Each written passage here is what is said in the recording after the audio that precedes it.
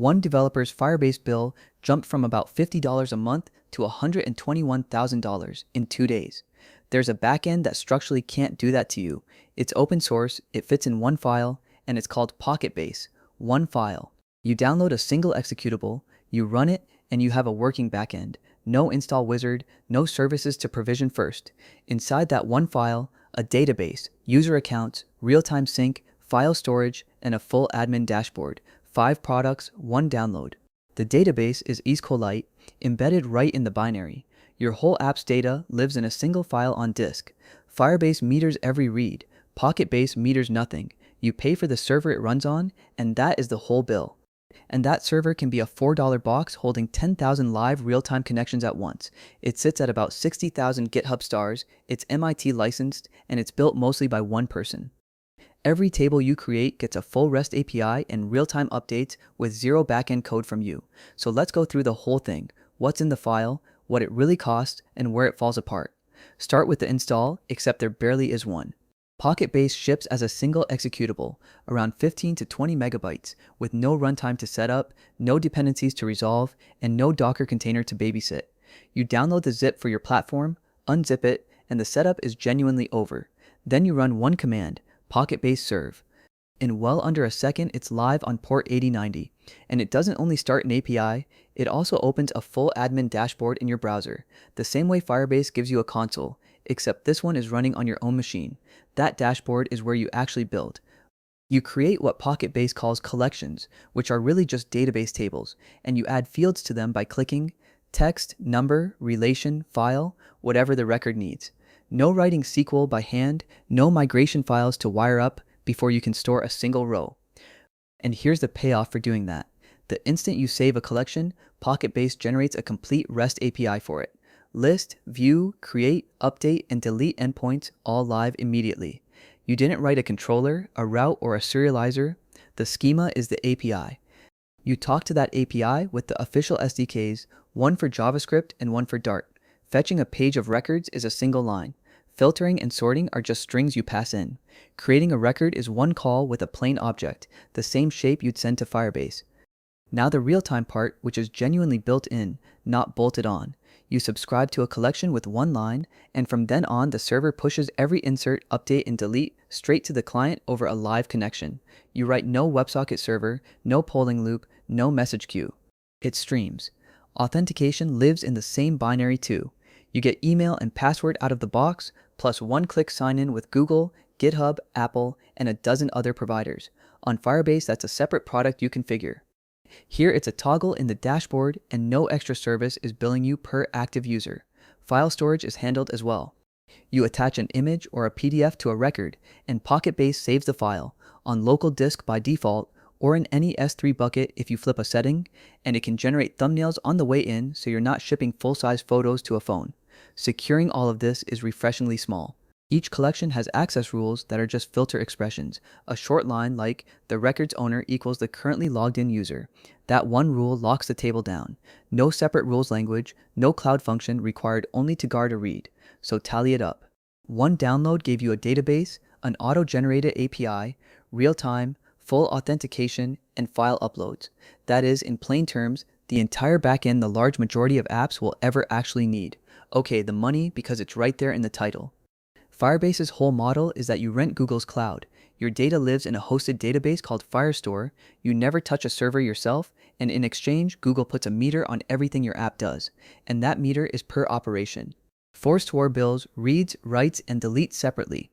Reads run about 6 cents per 100,000 documents, and those charges accrue every single day. When your app is small, it's basically free. The trouble is what happens the day it stops being small. Because that pricing is beautiful right up until one of two things happens. Your app hits the front page and traffic explodes, or a developer ships a bug that accidentally puts a database read inside a loop. Both of those turn the meter into a fire hose, and the meter does not care which one it was. That second one is exactly how a real developer's $50 a month Firebase bill became $121,000 over a single weekend back in 2023. A function looped, the reads stacked up, and nothing in the system paused to ask whether that was intentional. PocketBase has no meter at all, none. The software itself is free and open source. A read costs you nothing extra. A million reads cost you nothing extra. There is simply no line item on any invoice that scales with how popular your app got last night. Your only bill is the box it runs on. A small VPS is $4 or $5 a month, and that number is flat. 10 users or 10,000, a quiet Tuesday or a launch day on the front page, the invoice at the end of the month reads the same either way, and the data underneath it is genuinely yours. It's a SQLite file sitting on a disk you control. You can copy it, drop it into a backup, or move your whole application to a different host by transferring literally one file. Good luck doing that with a hosted cloud database. It's MIT licensed on top of that, which is about as permissive as software gets. The documentation flat out says you're free to take PocketBase, build on it, and even offer it to other people as your own paid service. No strings, no cut sent back to the author. Now, a thing people underrate about it. PocketBase is not only a finished app you run, under the hood, it's a Go library you import directly into your own program, which means you're not boxed in by whatever the dashboard happens to let you click. You can extend it with real code. The way you do that is event hooks.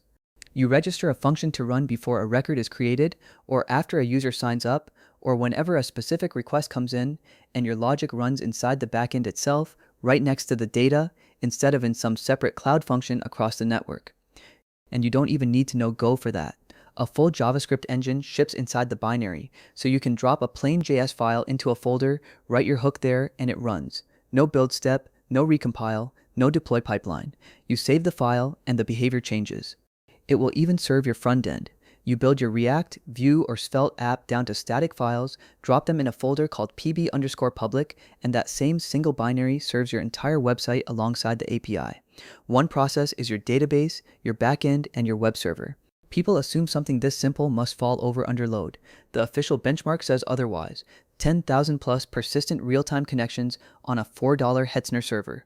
For context, that is more concurrent live users than the vast majority of apps will ever see at one time. A big reason it stays quick is that SQLite is embedded. There's no separate database server sitting across a network. Your query and your data live in the same process on the same machine, so you cut out the network round trip that most stacks pay on every single read. Alright, the honest catches, because I'm not here to sell you a flawless thing. The first is maturity. As of July 2026, PocketBase is on version 0.39. It has not shipped a 1.0 release yet, and it says exactly that on its own homepage. Practically, being pre-1.0 means the maintainer still reserves the right to change an API between versions. It's stable enough that people run real businesses on it, but you read the changelog before you upgrade, and you don't blind update a production server on a Friday afternoon. The bigger architectural catch is the flip side of SQLite. It runs on a single node. You scale it up by moving to a beefier server, not out by adding a cluster of them, and there is no built-in horizontal sharding. For most apps, that ceiling is very high, but it is still a ceiling. And because you're self-hosting, you own the operations. There's no managed multi-region, no automatic failover, no support engineer on the other end of a ticket. The uptime, the backups, and the occasional restart at 2 in the morning are all yours. That is the real price of skipping the meter. There's also the human factor. PocketBase is largely one maintainer, Gany Georgiev. That's a genuine risk you should weigh. But it's MIT licensed, and the full source is right there. And that same single vision is a big part of why the whole thing feels so unusually coherent. So let's be concrete about who it's for. MVPs, side projects, internal tools, and a real share of production SaaS. If your data comfortably fits on one good server, which covers far more apps than founders like to admit, PocketBase is a serious option, not a toy. Who is it not for? An app that genuinely needs to scale out across regions from day one, or a team whose compliance people demand a managed database with a signed contract behind it. If that's you, reach for the heavier stack. If it isn't, you're paying for a problem you don't have.